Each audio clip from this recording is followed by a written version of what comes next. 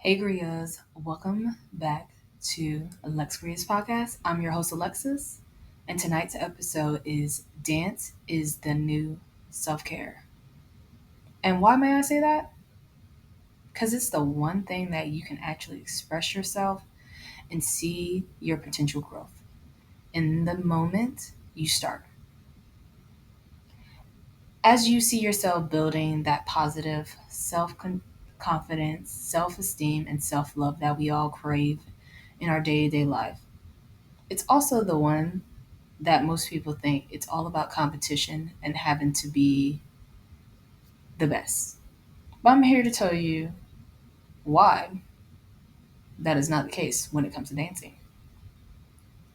And I'm here to tell you my story as well, how dancers become dancers and how that anybody can do it at any time, at any age, and why dancing should not be labeled as intimidating for people that never stepped into a studio or never gave it a shot because they feel like they're not good enough.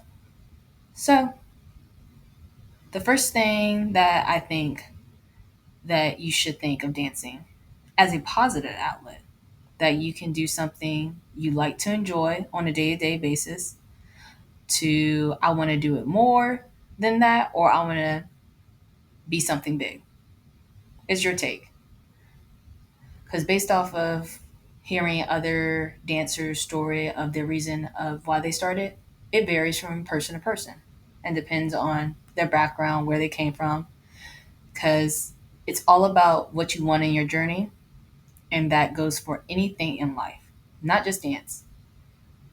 Because have you guys heard the saying where they say, if you want to get better at something, it takes dedication. If you want results and improvement, it's going to take time.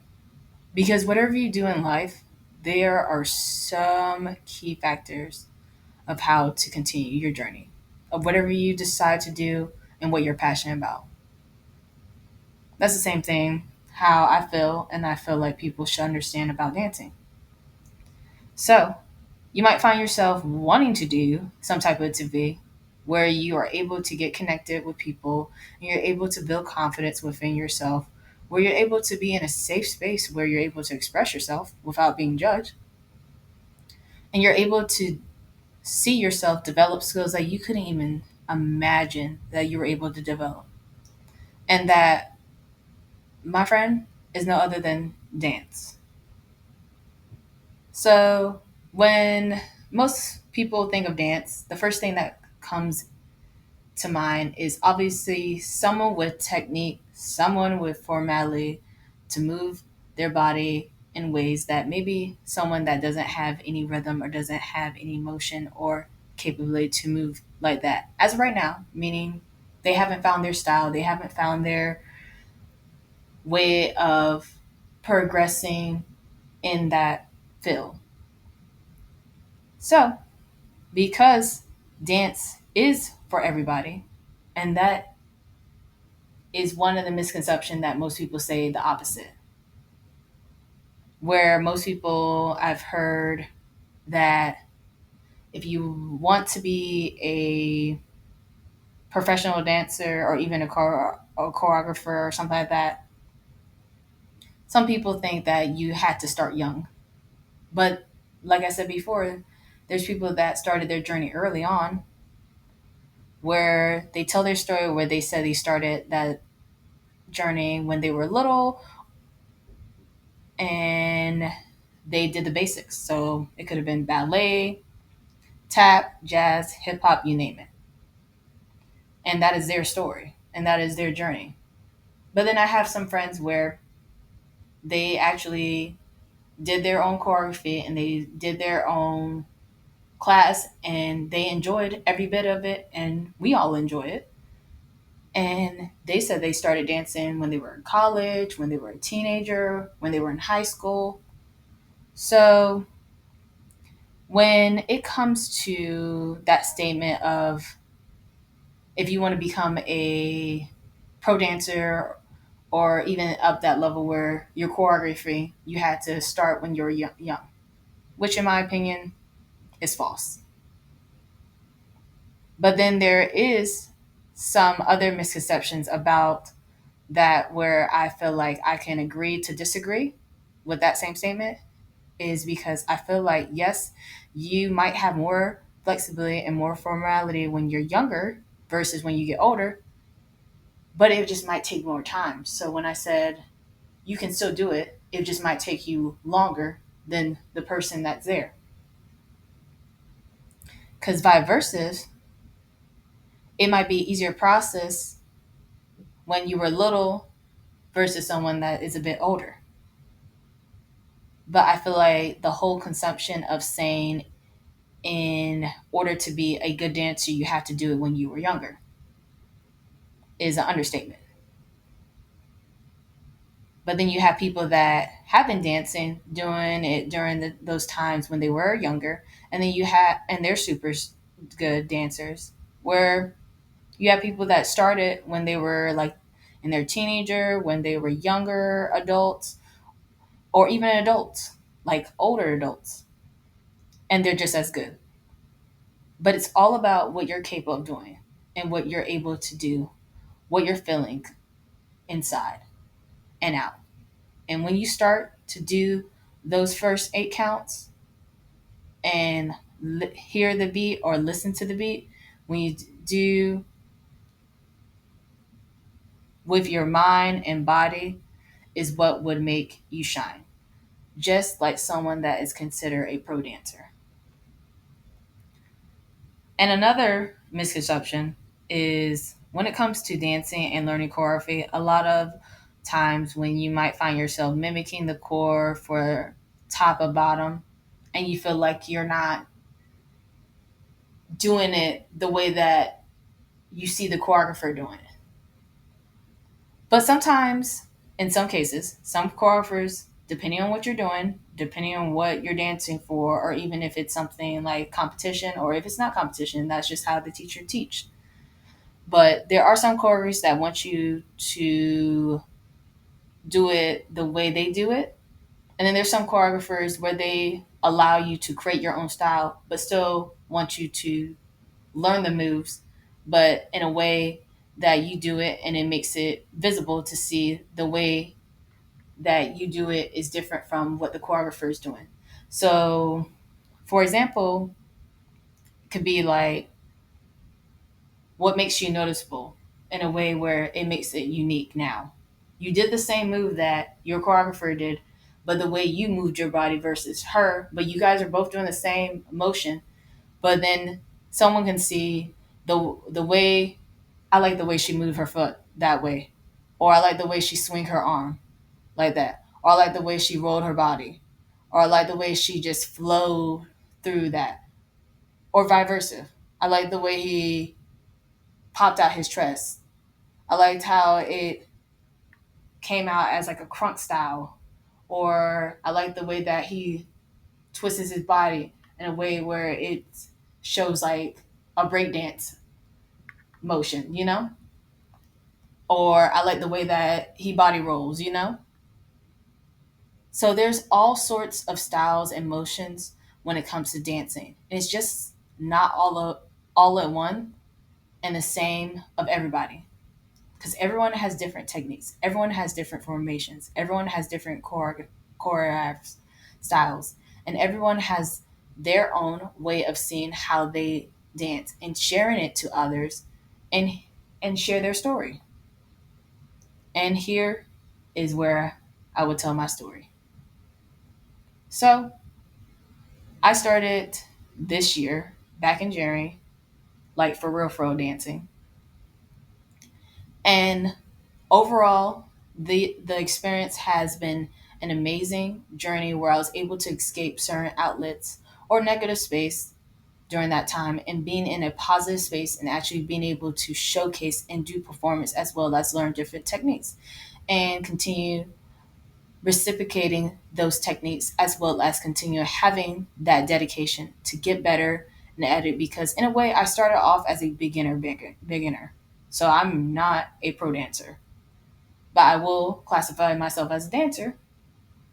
And over time I would video myself and then now that I look back, I see the growth in there. I see the potential. I see the dedication that has been embedded in me. Because why? I drive an whole hour to get to my studio, which is crazy. And most of my dance friends will say the same thing. They're like, "You're crazy. You live all the way in Hampton and you drive all the way to Richmond."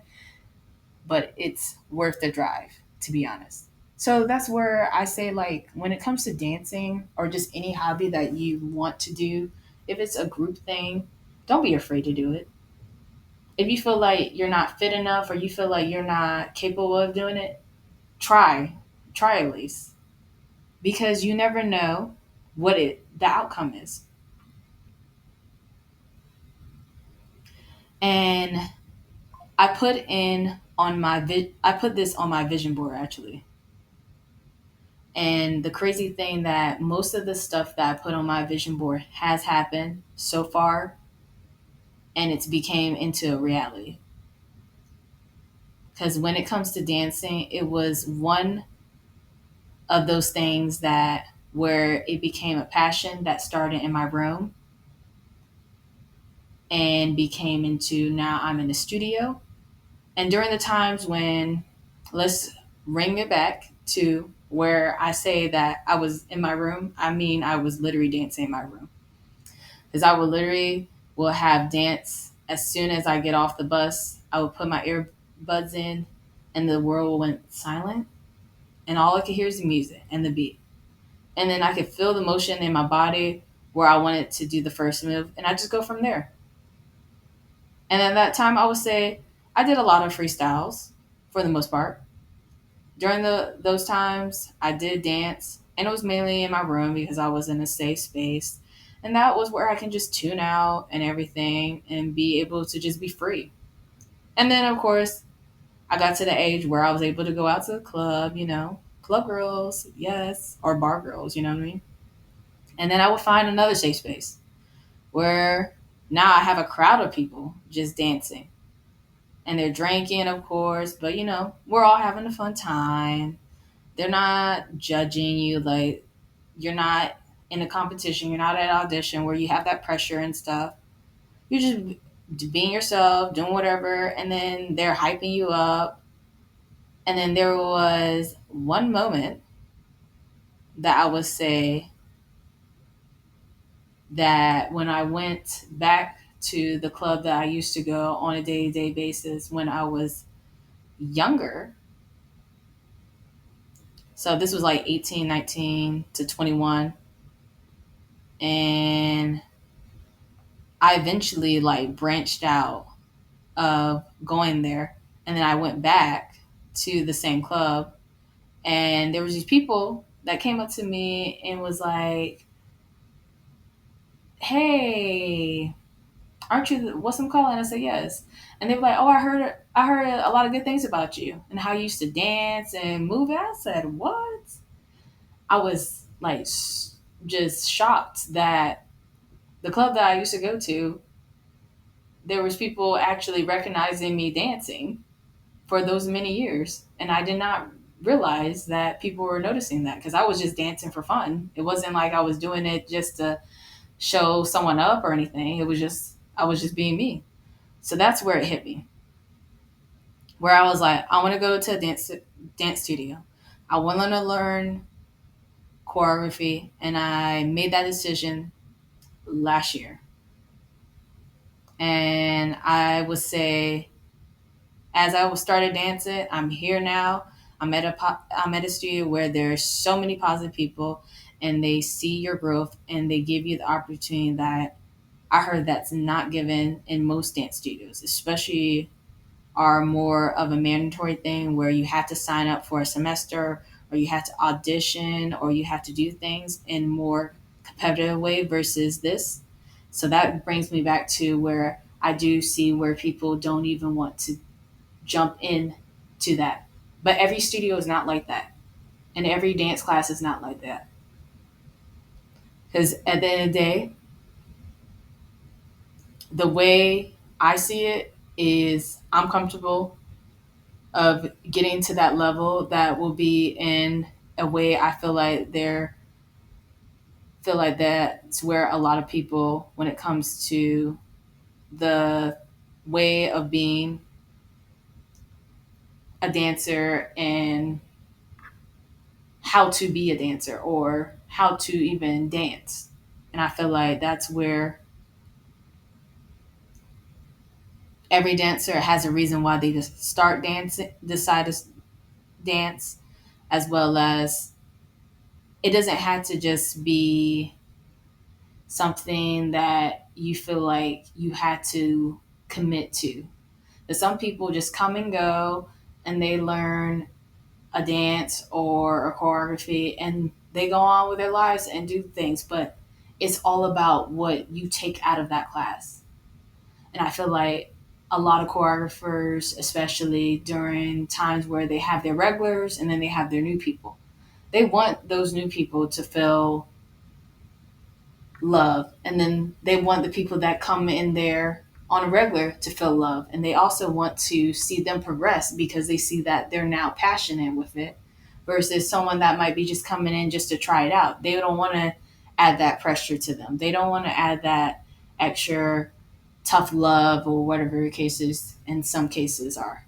But I feel like in the future, dance will become more than just a hobby to some. And like we've seen it on the Olympics, where now breakdancing is part of the Olympic sport. And a lot of people think dancing is not a sport, but I feel like it is because based off of my research and knowing now what dance is really about and how it comes as a community and stuff, there's a lot of technique and there's a lot of skills that I feel like as long as you pace yourself the way you want to be able to learn it, you would be able to digest it better. It's the same thing when you go to college or when you go to start a new job or you do something new. You're able to do it in a way where you feel comfortable. If it's out of your range or if it's out of your league, it's all about risks. We're all about risk takers out there. Because I'm a risk taker for sure. Don't get me wrong. But at least try when it comes to understanding the dynamics of things like dance or anything else where it's not all intimidating like you see on TV. Like, yes, you see these dancers and they're crunking, they're getting every motion, they're hitting every like beat because it takes dedication, it takes time, and it takes for you to get your mind and body to be in sync. And I just want to say that ever since I've started my journey of dancing, I could not be more blessed to start it at a place where they give you the opportunity in a way where I can physically see myself going somewhere further than just dancing for fun like I was in my room. And I just wanted to say that I hope you guys enjoy this episode and that you're able to grasp based off of seeing this episode as more of a dedication, motivation, inspirational, anything that you want to do in life, and that you were able to take something out of this. Because this is something that I'm very passionate about and been passionate about. Just never had the guts to start, and here I am now. And you can do the same. So, I'm your host, Alexis, and I hope you enjoyed tonight's episode. And I hope to see you guys next week on another Open Topic episode. For now, good night.